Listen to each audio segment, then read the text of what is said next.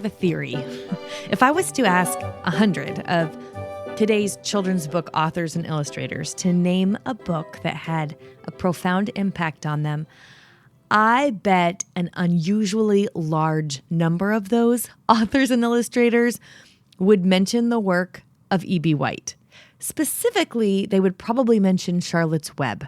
I cannot count the number of times I've heard authors say that E.B. White's books have made such a huge difference on their life and on their writing. I'm a big E.B. White fan myself, and I love Charlotte's Web. In fact, if you wonder how you can share the beauty and delight of Charlotte's Web with your own sensitive readers, you want to listen to Read-Aloud Revival episode 202 for kids who don't like sad stories. You and your kids might be able to think a little differently about sad storylines after hearing that episode. But Charlotte's Web isn't actually my favorite book by E.B. White, even though it's his most famous. His second most famous, Stuart Little, that one's not my favorite either. I love them both, but my favorite is The Trumpet of the Swan. And that's what we're reading this spring in RAR Premium for our family book club. Now, there are layers upon layers of delights in this book, from references to Louis Armstrong, to nature journaling, to mapping the United States and listening to Louis's father's incredibly hilarious monologues. It also has a killer first line. Have you read it? I'll read it to you. Walking back to camp through the swamp, Sam wondered whether to tell his father what he had seen. I mean, who's going to stop reading there, right?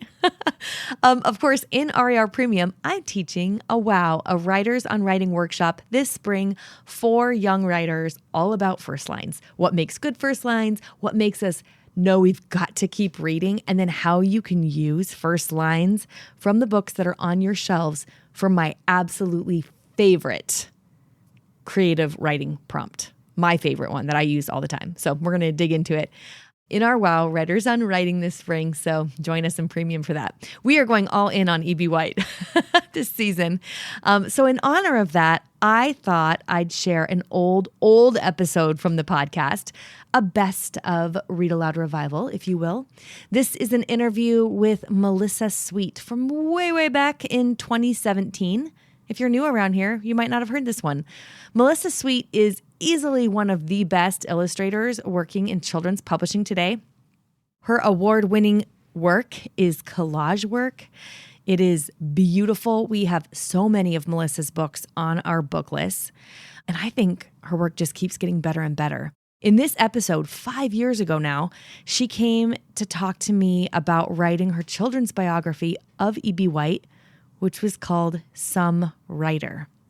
I didn't want you to miss this one, especially if you're an RAR Premium member and you're reading The Trumpet of the Swan with your kids this spring. So enjoy this best of RAR episode, and I'll see you on the other side of my conversation with Melissa Sweet. Many of us are quick to name our favorite children's authors, but so often the artists who illustrated those books are what we really recognize on the shelf. So today we have quite a treat for you. Melissa Sweet is an award-winning illustrator who recently published a biography of the one and only E.B. White, that infamous author of some of the best children's lit in history: Charlotte's Web, Stuart Little, Trumpet of the Swan. Melissa Sweet has illustrated nearly 100 picture books and nonfiction titles, books like the Baby Bear series, written by Jane Yolen, the Pinky and Rex series, The Boy Who Drew Birds, Brave Girl. Goodness, the list goes on and on and on. She's received a Caldecott Honor Medal and 2 New York Times Best Illustrated citations. And she's also the author of books like Balloons Over Broadway and the new book we're going to be talking about today, Some Writer, The Story of E.B. White. Melissa, thank you so much for joining me on the show today. Thank you, Sarah. I'm thrilled to be here. And you just said something.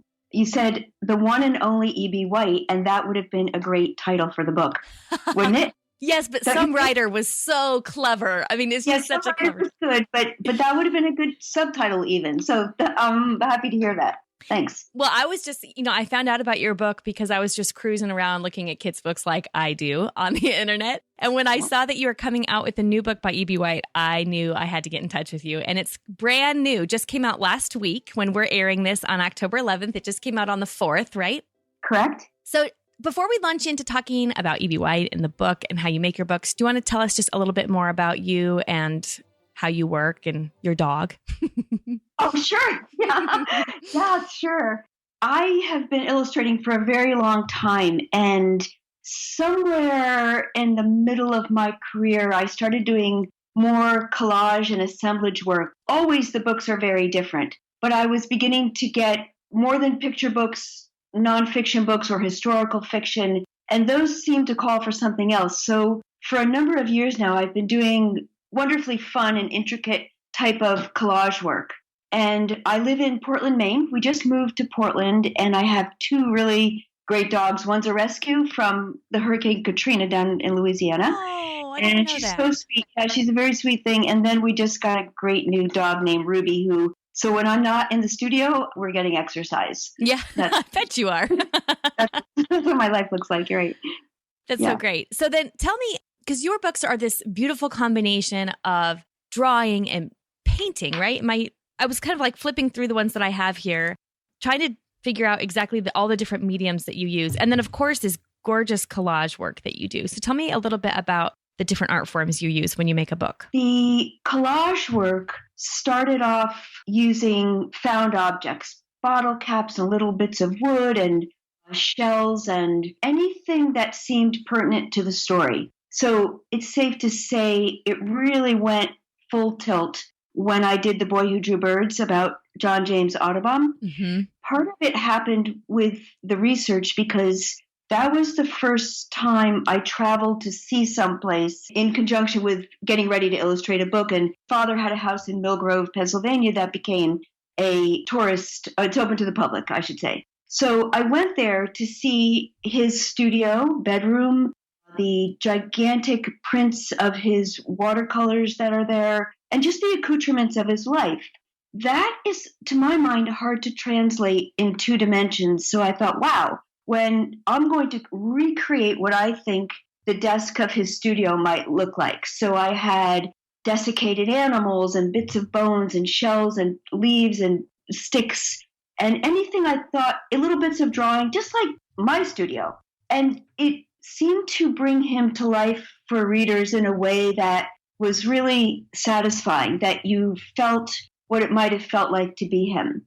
So that continued on. When I did Balloons Over Broadway, the main character, Tony Sarg, the man who invented the Macy's Parade balloons, he's nothing like Audubon. So what should those materials look like? And in that case, I made papier-mâché puppets and used wood and very simple materials, old children's blocks, to make a bunch of toys that I was going to photograph for the book, or I have photographed, I should say. I don't do the photography, but my work is very three-dimensional, with like three-dimensional assemblages, so they get photographed.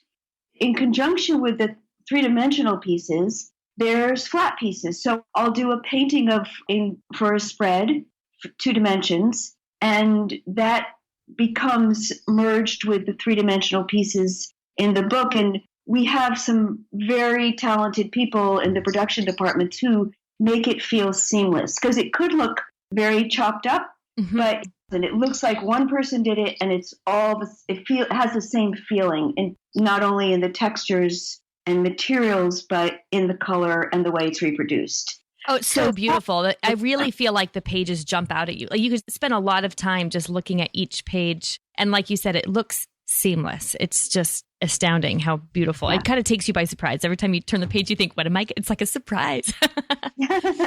Yeah. And just to reiterate too, not every book calls for the same materials, and not every book calls for collage at all. Sometimes a purely painted book is the right solution to portray this material.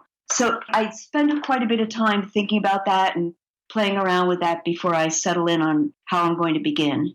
Wow. Okay. So I think the first encounter I had with your art was probably those Ebu counting birds wall cards. I ran into those on a little weekend getaway I went on with my husband, and I had to grab them for our schoolroom. We homeschool our kids, and I had to put them up because they're so beautiful. And then I thought, I need to find this artist online, and discovered that you had illustrated Jane Yolen's books. And then, of course, the John James Audubon book was something that I already had on my shelf. So I just putting it all together. I thought, oh my goodness, this is beautiful. So when you get a new project to work on, you're saying that you basically you just kind of play with it for a little bit to decide exactly what medium is going to tell the best story. Is that what you're kind of saying? Yes. And the research, especially for instance, a nonfiction book, will help me dictate. I'll read and see bits of people's lives that I think could be incorporated into the collages. I did a book with Jen Bryant, the author Jen Bryant.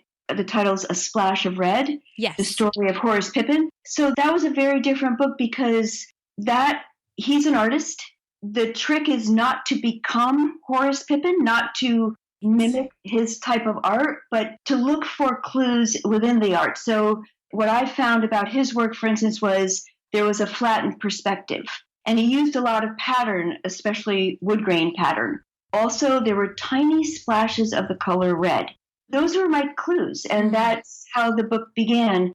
That's true of every book. And that's part of the fun of it, though, is really honing in on and finding the exact right recipe for beginning the art. And that's what makes each one unique and fresh and just a lot of fun to make. That's so fun. So do you work with a lot of the same authors over and over? Does it seem? I know I've noticed that you've worked with Jane Yolen, and Jane Yolen is actually going to be featured at the Read-Aloud Revival. We're going to introduce her face-to-face with our community in an author access event in 2017. Super excited about that. But do you find yourself working a lot with the same authors, or does that just constantly change, or how does that work? That changes from year to year. Sometimes, for instance, with Jane, we did the Baby Bears books together, and then I just did a fourth with her, You Nest Here With Me, written by Jane and her daughter Heidi. And then Jen Bryant and I did 3 books together. More often, though, it's one book together, one book per author, and for whatever reason, we go on to the next thing. But that marriage of author and illustrator happens within the publishing house. I mean, an author can say, I'd love to work with so-and-so if they're available, and sometimes we're just not available. There's probably a short list of who could illustrate this book. But I think because each book is so different for each author, they look to have that marriage be special and carry the material through in a new way. So I think it's very careful.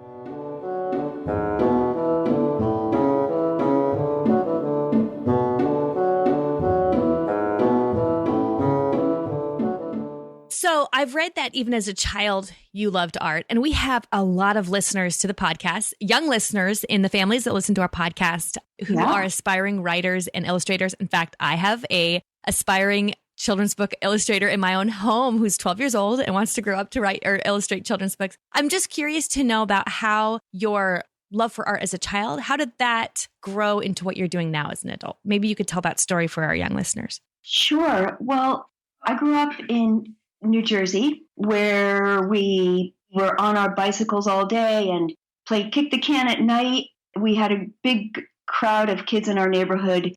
We had a wonderful public library, and we used to ride our bikes to the library and come home with books. But to be honest, I wasn't such a great reader. I loved books, but that wasn't my go-to place. I always wanted to be making things. My mom was a great sewer. My grandmother was constantly doing crafty stuff.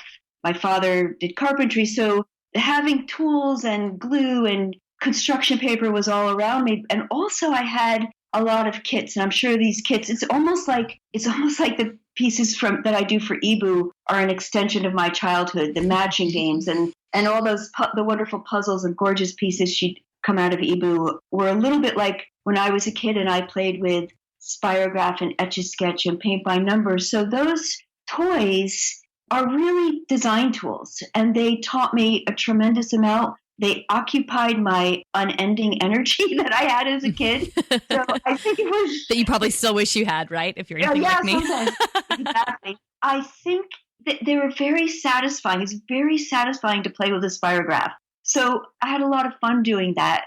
When it came to... I never really thought I'd be anything but an artist. It was after college, discovering that I loved painting and drawing best, that I was just looking for ways to portray my art, doing anything, greeting cards. I understood that an artist had to be entrepreneurial, so I was looking for ways to do that. And I loved children's books. The children's book illustration in the late 80s was kind of Renaissance, I think the printing process had changed, and we were seeing David Macaulay and Chris Van Allsburg and a lot of wonderful people just come in onto the scene that were making these books that just look like nothing else. Yeah. So that's a little bit how it happened.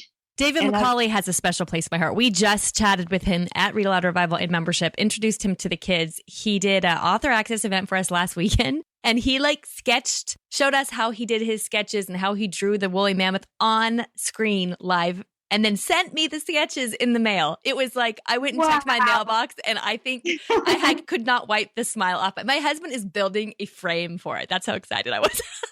That's awesome. Yeah. That is I would too. He is such a man. He is like such a great man. It was such a treat to meet him. So his work is really astonishing. So yeah, it truly is. Okay, so you do lots of biographies, which I love how you tell the story of a person that makes it really come alive. I mean, this is what I think history really should do for our kids, which is tell a story of a person in time and the world around them and make it come alive for them so they can really feel like what it might have been to live there. But you've written a book, and I just got this one because I hadn't seen it before, The Right Word, which is a story about the man behind Roget's Thesaurus. Well, Roget and his thesaurus, that's the subtitle. You said A Splash of Red, which is a book about Horace Pippin, Brave Girl, and of course this new one about E.B. White, Balloons Over Broadway, about the man behind the Macy's Day Parade. So tell me, how do you choose who to write about when you're writing a biography or illustrating a biography?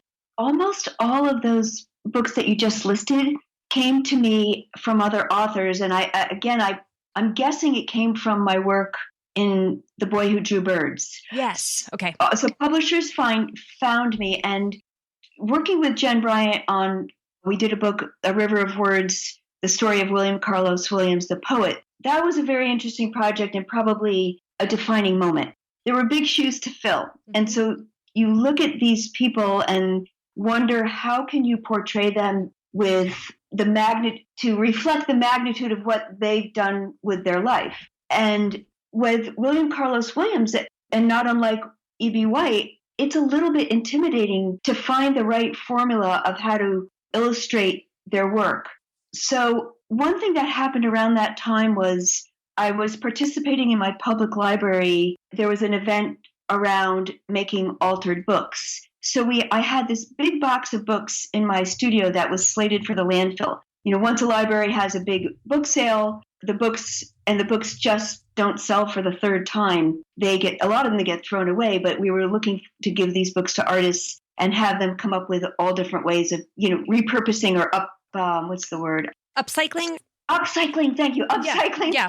So I began to use parts of books in my art, and that I still love to do that. I use the front of the book covers, I use the end papers, I use the interiors of the book for collages or to paint on top of. So those were some of the things I began to use. And for whatever reason, they fit these biographies really well. That was just a great beginning for me. So especially with William Carlos Williams, that took quite a bit of research for me to get to know William Carlos Williams better. I traveled to where he lived and read a ton of his books. The best way to illustrate him, to my mind, was to illustrate the poems that Jen had within the text. So here's where this lovely dialogue starts to happen with an author. I approached her and said, and the art director too, and said, what if we, instead of illustrating the story, so to speak, his poems become part of the story as full page illustrations. That was a very different feeling than coming at it he's running through the woods. Well, is there a poem that talks about that would also portray that? And do we have to be quite so literal? That happened in my research with E.B. White in early readings, especially the Letters of E.B. White. So Letters of E.B. White is a collection from the time he was a very young boy up until he died. And it's a thick book of his letters. And he had the wherewithal to use carbon paper as a youth, too. When he went out west, he took a cross-country road trip, and all those letters written home and written to his friends were all on carbon paper. So there's a record of them, and that was pretty remarkable. In crafting the story, I knew that E.B. White said it so much more eloquently and heartfelt, and it was right from him, that I had to use his essays and quotes peppered throughout my text to give an even deeper story. In the early reading of the letters of E.B. White, it was evident that to be able to excerpt these letters and use them within the story was going to give readers a better sense of who E.B. White was. Yeah. And how will a reader know they're at one of his essays? So being a visual person, I wanted to separate that out, and not just with a different font. So I thought, well, I'm going to type these up on a manual typewriter, just like he would have done, and then I'll illustrate them. And that was probably the first thing I thought of that was going to separate me from E.B. White and give the readers a little more depth and insight. So it's kind of exciting when you hit on something like that. That's a decision I stuck with. There's many things are trial and error and I discard, but that was one of them. And then the chapter openers, to have these, they're almost in a collage assemblage, the chapter openers. Yeah. They started out with just some hand lettering for the title, but I thought, no, this is such an opportunity to have even more illustration or to set the tone for these chapter openers. And the book is peppered with manuscripts. So again, how does the reader know when they're at an archival piece or a manuscript? Those are all photographed on top of a very pale green paper. The reader might not say, oh, here I am at this archival piece, but there's a consistency throughout the book, and that becomes part of the design process. So as the illustrator and author, it's not just about making the pictures and writing, and I go back and forth between those all the time, but it's the design. The design helps us marry those two. That makes sense, because when I was reading the book, I never was confused about when you were speaking or when he was speaking. That was always very clear to me, but I didn't stop and think about how I knew that so easily. Good. But you put a lot of thought into it. Right. Yeah. If it's invisible, that all the better, because it's not meant to scream. It's meant to go down the road, smoothly and not have it be a bumpy road full of potholes. So that's good. Yeah. Yeah.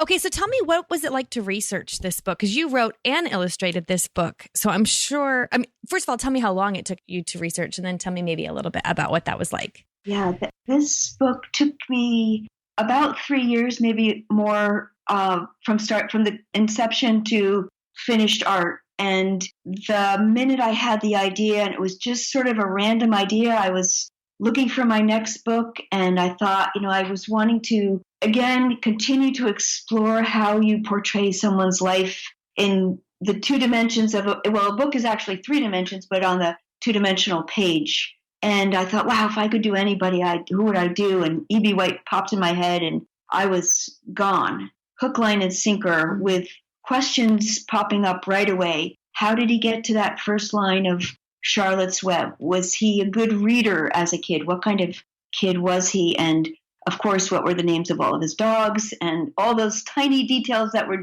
interesting to me? So I went right home and pulled out that Letters of E.B. White, working for about a year trying to figure out his life. I create a timeline on my wall right away and I'll put up anything, a found object or a Post-it note or anything that feels pertinent to the story. I'll start to stick up on my wall in the time frame, from 1899 to 1985 when he lived. And that helps me sort out what happened when. Now, some biographies are an anecdote or a snippet of somebody's life. But early on, in order to tell the story, for instance, of how he got to his 3 children's books, to my mind, there had to be a lot of backstory. There was so much of his life, his love of nature, his caring for animals, his love of Maine and having a farm, all pointed into the direction of where he went. Even Stuart Little, living in New York City, his granddaughter Martha tells me E.B. White is Stuart Little. So I trust that comes from a good source. Oh, that's too much fun. Okay. Yeah. So there's always 100 times more information than we can use. But so a lot of things get lost, you have to be set aside. They might be riveting to me, but they don't support the story. So ultimately, this is E.B. White's story. And yes, it's told through my eyes as the biographer, but it's always in service to the story, even though there's things I have to let go of that, to be honest, once I let go of them and just keep honing in on the book, I completely forget what they were even. Why was I so worried about that at the time? But oh, yeah. So you begin to know the quote you picked, the photograph you picked, one picks, the art, it all starts to feel just right. Like you're making a jigsaw puzzle, the pieces are fitting together. I love that because the way you talk about it, I can tell that you take it so seriously. This is a big task, but you also sound so playful, like putting together a jigsaw puzzle or fiddling around with the different elements of art. So I can hear in your voice when you're talking about it, the joy that you get from making books like this one. Yes, yes. Now, how long did this project take you? This took a good 3 years, and I was about a year into this project before I was very public about it. And even then, I wasn't tremendously public. My husband knew, obviously the publisher knew, but it was almost like I had an uncut diamond sitting on my drafting table that I was so precious that I didn't want too many opinions about it. I didn't want people to say, oh, you've got to include this essay, you've got to include that, or you're going to talk about that. And I didn't even contact the White family for permissions till about a year in. And to be honest, I knew that anybody could write a biography, but I didn't know, I should know this, but I didn't know it, that not anybody can have permissions. So to use the archival materials or the photographs had to be granted from the White family. Oh, I didn't know that either. Well, yeah. And I gave her a very slight dummy. My dummies are notoriously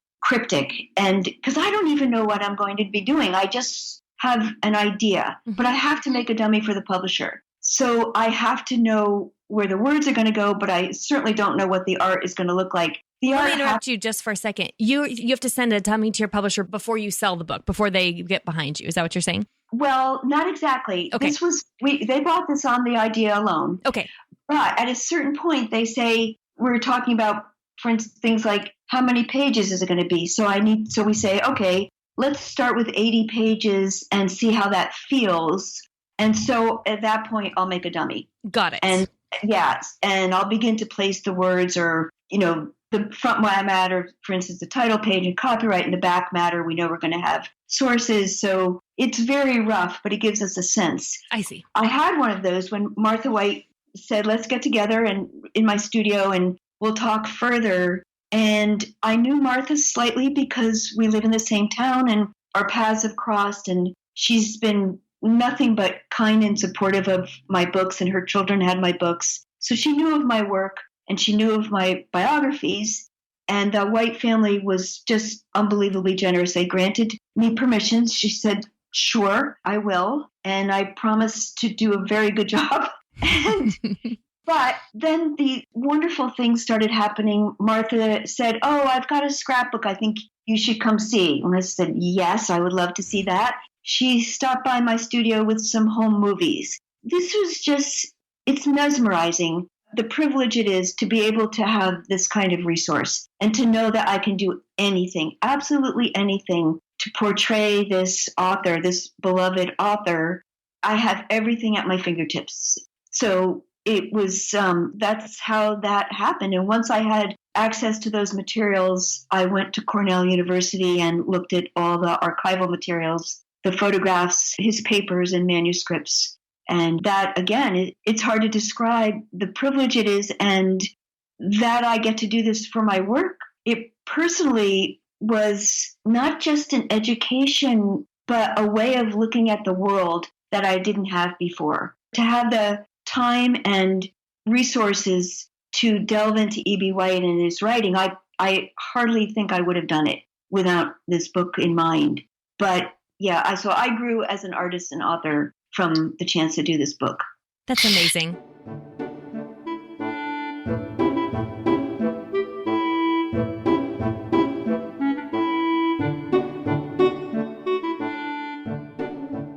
So there's 3 books E.B. White wrote. Of course, we've got Stuart Little, Charlotte's Web, and The Trumpet of the Swan. Do you have a favorite? wow, they're each so good. It's like saying, which is your favorite dog? Which is your favorite child? Yeah, I know. They're so good for different reasons. But I'm going to say Charlotte's Web.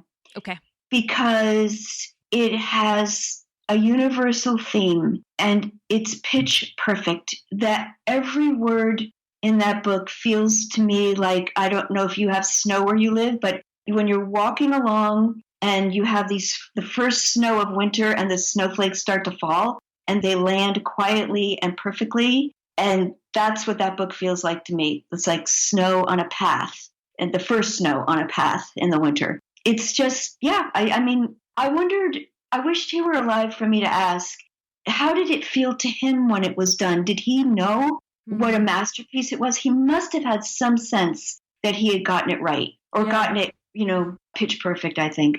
It's funny because I was a voracious reader as a child, and I don't remember a lot of books that I read, or I don't have specific memories. I can look at a book and go, I remember reading that as a kid, but I don't remember actually reading it. I remember where I was sitting when I read Charlotte's Web for the first time.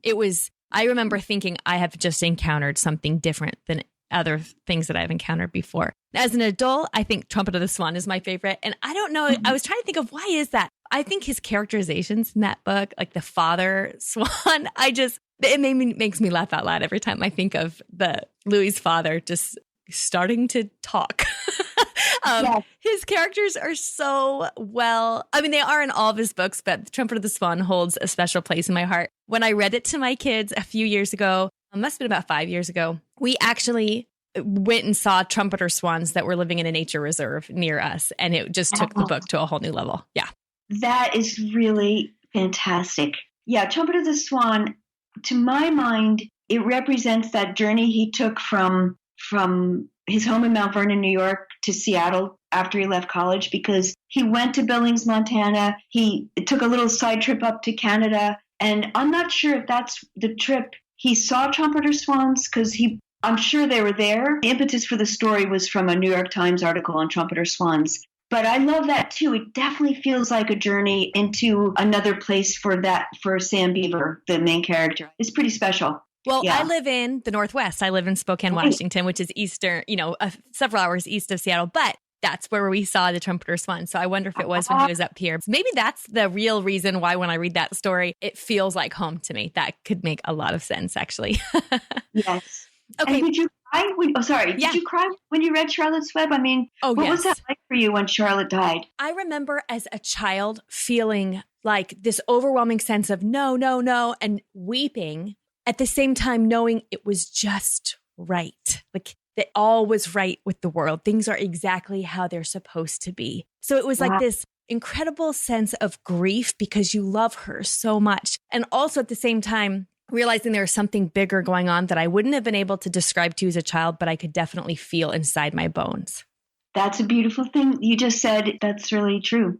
Yeah. Well, this has been such a treat. Before we go, I was wondering if you could talk to our young listeners who are aspiring writers, aspiring illustrators, and tell them, or their parents, some kind of advice or something that you could tell them as they continue on experimenting with words and art. Read a lot, or listen to books, or be read to, because there's something about the music of language that we absorb whether we know it or not. So even if, like me or E.B. White even, was not a great reader, there's still something about the language of words that's so delightful. And I listened to his books much more than I read them. So for 3 years, I listened to them incessantly.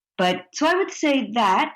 And as far as making art, I have a wonderful quote on my studio wall by Alexander Calder, and it says that art should be happy and not lugubrious. And I think that... What does that mean? I'm going to use that word. I don't even know what it means, but you're going to have to tell me now. You can tell the context what it means, right? Yeah, so not heavy or sad. And I think that it's true in making art and in viewing art and in surrounding ourselves with art. So it's not... As kids, it's fun to go see art and make art and be immersed in it in all different ways. And bottom line, it should be a lot of fun. Isn't she such a delight?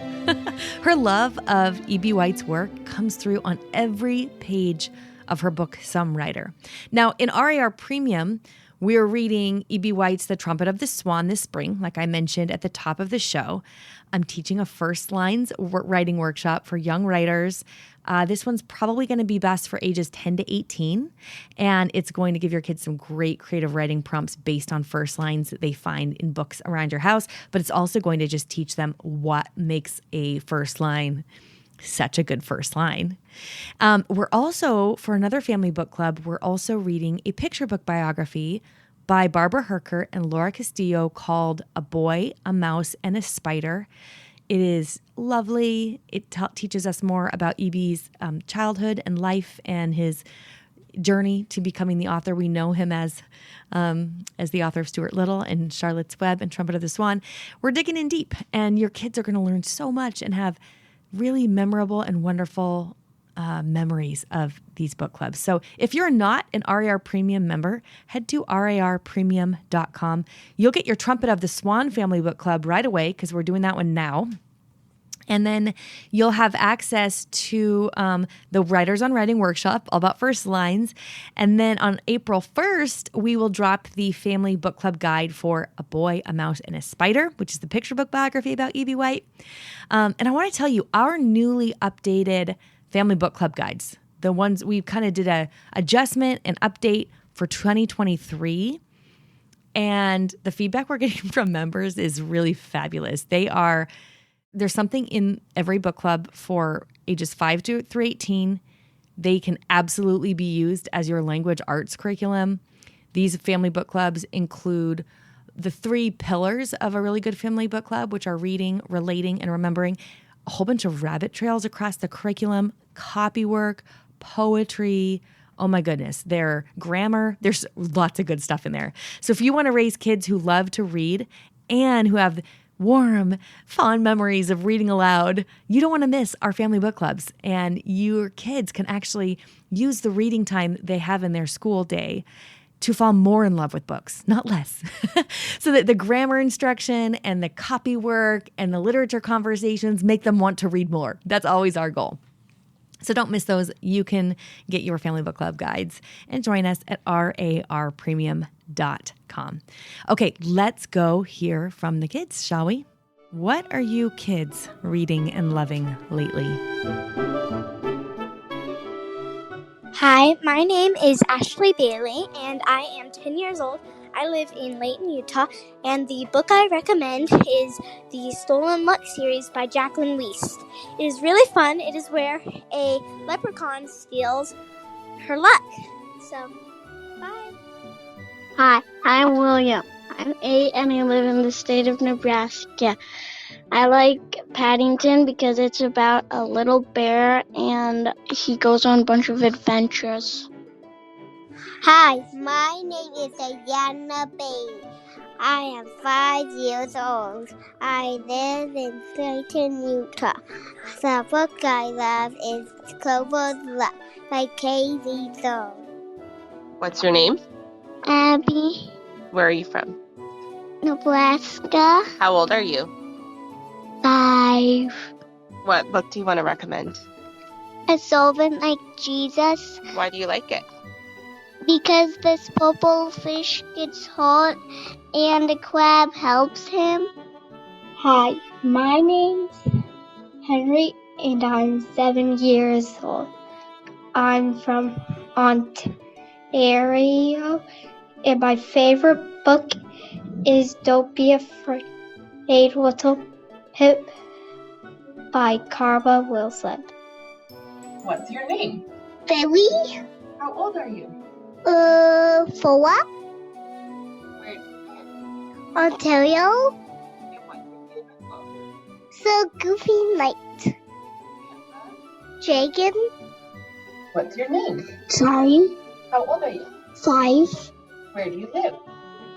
Ontario, Canada, What's your favorite book?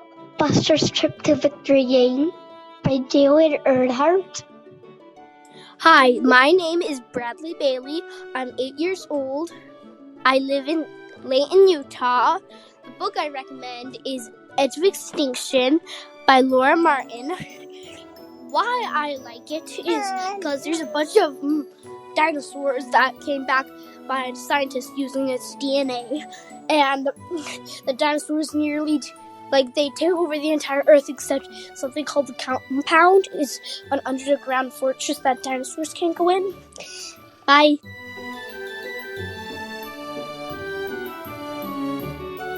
Brilliant. Thank you, kids. I hope you enjoyed this best of episode. It was really fun for me to listen back to this one and share it with you. I'll be back in a couple of weeks. In the meantime, you know what to do, right? Go make meaningful and lasting connections with your kids through books.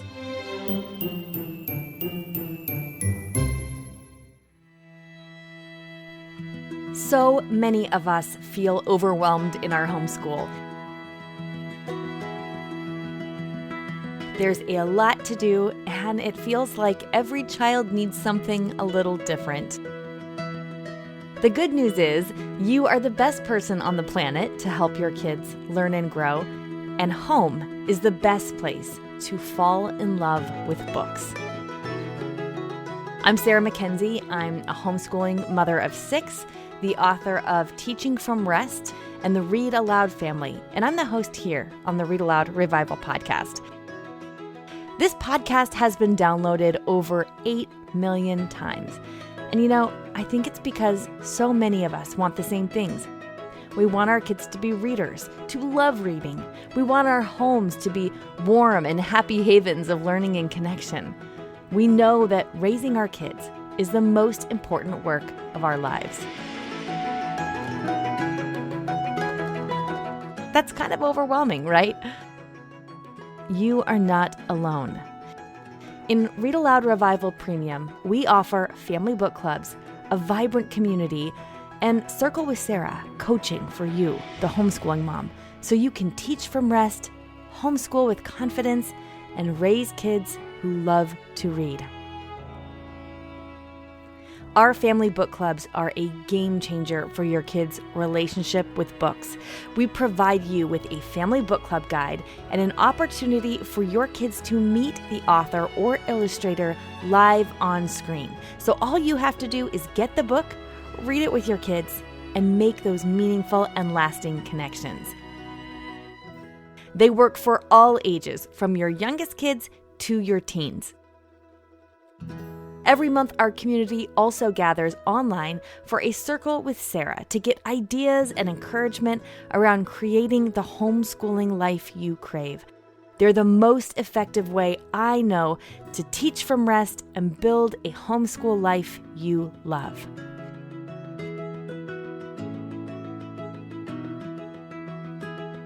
We want to help your kids fall in love with books, and we want to help you fall in love with homeschooling. Join us today at RARPremium.com.